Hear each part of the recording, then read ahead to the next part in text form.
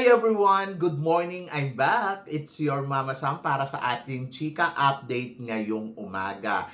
Oh my gosh! This is it guys, pag-uusapan natin ngayon. Dalawang reyna, possible na magsalpukan dito. Kung saan to at ano to, yan ang tatalakayin natin ngayon. But before anything else, hello Philippines and hello beautiful people!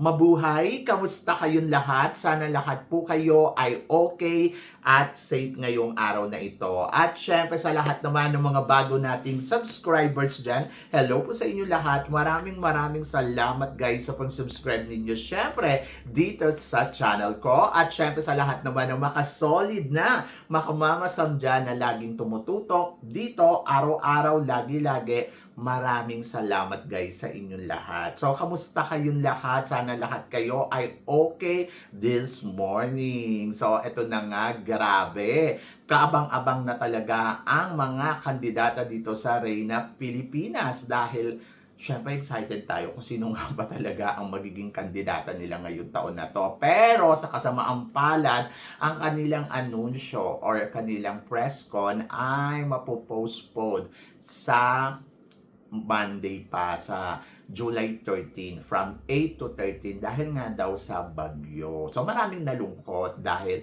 ano ba yan, hindi na naman tuloy. So para lang daw katulad ng noon kay Mr. Arnold na parang laging ganito na nadidelay. Guys, try to understand naman yung mga organization kasi syempre, hindi naman pwedeng isalang nila yung mga kandidata na, alam mo yun, may bagyo. Kawawa naman, Diyos ko Lord. Syempre, yung safety, yung inaalala ng mga organization. Kaya, ayun, alam naman natin ang Pilipinas ay talagang, alam mo yun, dalawin ng ulan. Kaya nga, sana, ang pageant nila, ginagawa nila ng summer para hindi na alintana ng ganito. At hindi sila nakaka-experience ng alam mo yun, ang binabagyo sila. So, mas maganda yung iuurong nila yung kanilang yung kanilang pageant or gawin nila talagang summer, yung mga March, ganon, di ba? So, dapat ayan talaga yung gawin ng mga organization. Kasi kung gagawin mo yan ng mga ganitong panahon, July, August, alam naman natin na ang bagyo sa Pilipinas ay yung mga ganyan yung datingan sa bansa natin, di ba? Taon-taon naman yan na experience at hindi sa lahat ng oras ay laging tag-init, di ba? Kaya nakakaloka. Anyway, so good luck and then wait na lang tayo sa 13. So, eto na nga. So, syempre, dalawang reyna daw ang dapat nating abangan na magkukumpit nga dito sa MGI All-Stars. Yung isang reyna, syempre dito nga siya sa Reyna Pilipinas, dadaan siya sa national pageant. Ang hindi ko kasi maintindihan, bakit may national pageant? Ba hindi ba pwede na matik na silang kandidata? Yung mga ganon. Kasi di ba parang reyna naman na sila, bakit kailangan na mag-national pageant pa? Yun talaga yung hindi ko naiintindihan. Pero siguro naman in time papaintindi nila sa atin, no? So ito nga napapabalita na sasali daw sa Reyna Pilipinas etong si Alexi Brooks. Ang dating queen ng Miss Eco International. So katatapos lang ng reigning niya etong taon na to at ayan nga, napapabalita na magjo-join daw. Actually, wala pa akong confirmation tungkol dyan. Ayan ay usap-usapan lamang sa social media. Pero nandoon ako na hinihintay ko kung sino nga ba ang magiging official candidates ng Reyna Pilipinas. 22 candidates daw. Pero hindi ko alam kung kasama na ba dyan yung mga sasali sa MGI All-Stars kasi hindi ko nga alam kung ano yung merong format sa kanila kasi dalawang category. So, isa sa MGI All-Stars at isa sa Miss Grand Philippines. So, medyo komplikado, di ba? But malalaman natin yan very soon kung paano yung sistema na yan. And then, ayun nga, si Alexi nga, isa sa mga matunog ang pangalan na magjo-join daw dito sa MGI All-Stars. Kaya, nakakaloka, di ba? Kasi nandoon na, totoo ba to? Kung sasali man siya, syempre excited tayo dahil Alexi Brooks to. Halimbawa, hindi ka ma-excite. Exciting kasi syempre alam naman natin si Alexi na talagang very competitive, talagang malakas talaga yung datingan niya, maganda, di ba? Hindi naman mananalo ng Miss Eco yan kung hindi siya ganun kabongga. So ngayon, looking forward tayo kung jo-join nga ba talaga, pero pag-join siya, eh syempre malakas ang laban niya sa MGI All-Stars kasi meron siyang supporters. Tapos ando doon na, alam mo yon, kaya niya talagang kumabog. Oo. Tapos matalino, may beauty. Kaya possible din talaga na manalo siya ng MGI All-Stars. At hindi naman siya sasali dyan kung piling niya hindi siya kakabog, di ba? So, yon. Kaya exciting to kung sakaling nandiyan si Alexi sa MGI All-Stars. So, abangan na lang natin sa 13 kung ano nga ba ang mga kaganapan or ano nga ba ang makikita natin at matatanaw ba natin ang Alexi Brooks. So, good luck and wish all the best. Pero eto, may pumutok na naman na balita yesterday dahil bukod kay Alexi, Maureen Mountain, another queen, sasali daw dito sa MGI All-Stars. Take note ha, another queen from Miss Global. Nako, nakakaloka. Doon kasi sa requirements, nabasa ko, at least hindi ka pa reyna. Pero pwede sumali yung mga reyna na kung hindi pasok doon sa mga major crown. Katulad siguro ng Miss Universe. Ayun, kapag title ka na ng Miss Universe, hindi ka na nila pasasalihin dyan. Bakit? Kasi Miss Universe ka na. Di ba? Tapos Miss International, maybe. Miss Earth, maybe. Ayun. So, ibig sabihin, ang Miss Eco at Miss Global ay hindi pasok doon sa mga major crown. Di ba? So, nakakaloka. Pero ako kasi, parang bakit? So, eto na ang katanungan. Maureen Mountain, totoo bang sasali? To be honest, wala ding confirmation yan. Kumbaga, parang hindi ko alam kung ako tatanungin ninyo. Pero, kung totoo man to, di bongga, di ba? Pero, hindi na daw to dadaan sa ring na Pilipinas kasi direct na daw to doon sa, tawag dito, sa yung pageant ng MGI All-Stars. Siguro, ang naisip ko, baka kasi ang pag dumaan ka sa national pageant, wala ka ng franchise fee kasi ang sasagot na nun yung organization, di ba? Tapos pag dito naman sa MGI All-Stars, yung magda-direct ka, baka ayun yung malaki yung franchise fee. Ayun lang yung naisip ko. Pero, unfair ba to sa mga nagdadaan sa national pageant? Parang feeling ko, yes, charot. Kasi magtatrabaho pa sila, gagastos din yung kandidata sa gown nila, tapos yung oras, di ba? Samantalang kapag direkta ka na, parang, alam mo yun, hintay mo na lang yung pageant.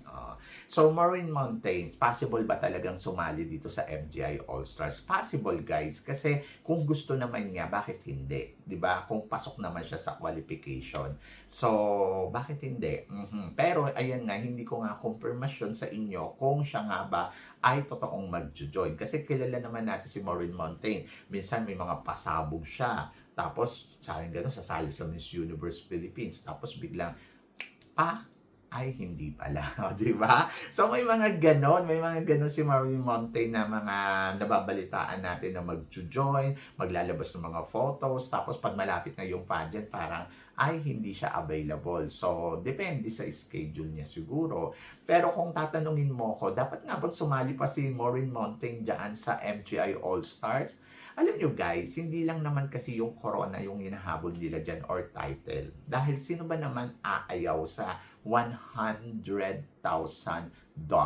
di ba? It's a 6 million pesos. So, isang malaking tulong yon o isang malaking pera yon. Kumbaga parang kung sakaling mananalo ka, di bongga. Pero kasi dahil nga mga reyna na sila, si Alexi at saka si Maureen Mountain, risky to. Kumbaga parang wala kasing kasiguraduhan na sila na ang mananalo dahil mga reyna sila sa iba't ibang klase ng pageant. But risky pa rin to para sa kanila. Kumbaga parang pataya talaga sila. Pwedeng yes, panalo, pwedeng no. Pero kasi ang advantage dyan, mga reyna na sila, alam na nila kung ano ang gagawin sa kompetisyon. Alam na nila kung paano sila makikipag-compete. Alam na nila kung paano sila makikipagsabayan. Ayun naman yung advantage sa kanila. Plus, nandoon na may talino, Alexi Brooks, matalino. Maureen Montaigne, matalino. Magaling sumagot, di ba? So, walang problema sa kanila pagdating sa Q&A. Kasi hindi naman yung magiging reyna kung alam mo yon kung hindi sila ganyan kagaling. Plus, yung kumpiyansa nila, buong-buo na yan. Kasi nga, naging reyna na sila. They know how to present themselves, di ba? So, walang problema. Pagdating naman sa mga beauty, ay Diyos ko naman, magaganda naman sila. Hindi naman magiging reyna yun kung hindi sila maganda. Malaki yung advantage talaga ng mga kandidatang to kung sakaling magjo-join talaga sila at possible na makuha nila ang titulo, di ba? Kaya, hindi yan magdadalawang isip, lalo na kung may mag-sponsors naman sa kanila.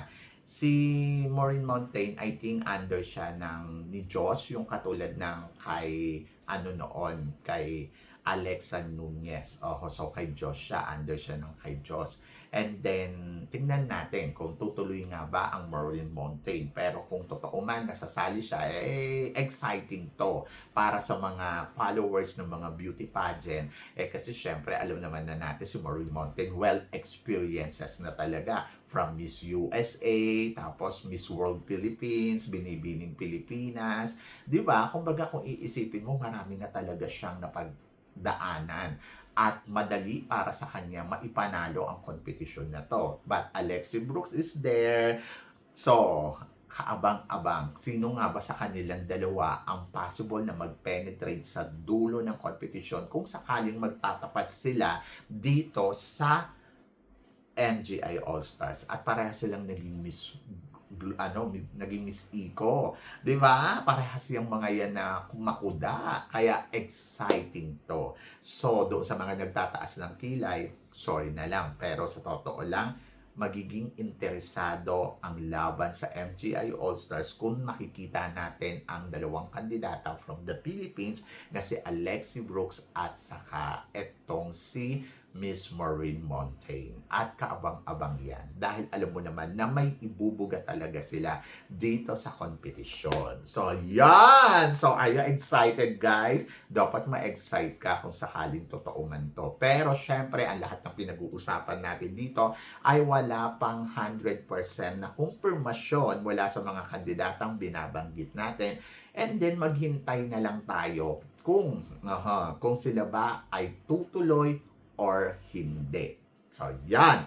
So, kayo guys, ano guys ang masasabi ninyo kung sakaling magtatapat silang dalawa dito sa kompetisyon ng MGI All-Stars? Kanino ka at sino sa tingin mo ang possible na mag-uwi ng corona? So, please comment below para at least malaman ko naman kung ano naman ang chika mo dito sa mga pinag-uusapan natin ngayon. So, syempre maraming salamat po sa inyong lahat, sa love and support na binibigay ninyo syempre dito sa channel ko.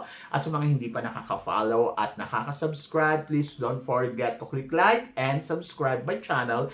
At i-click nyo na rin po ang notification bell to more updated syempre sa aking mga chika. Sabi ng ganon, always keep smiling and laban lang. So guys, hanggang dito na lang. Hanggang sa muli nating chikahan. See you tomorrow. Thank you guys.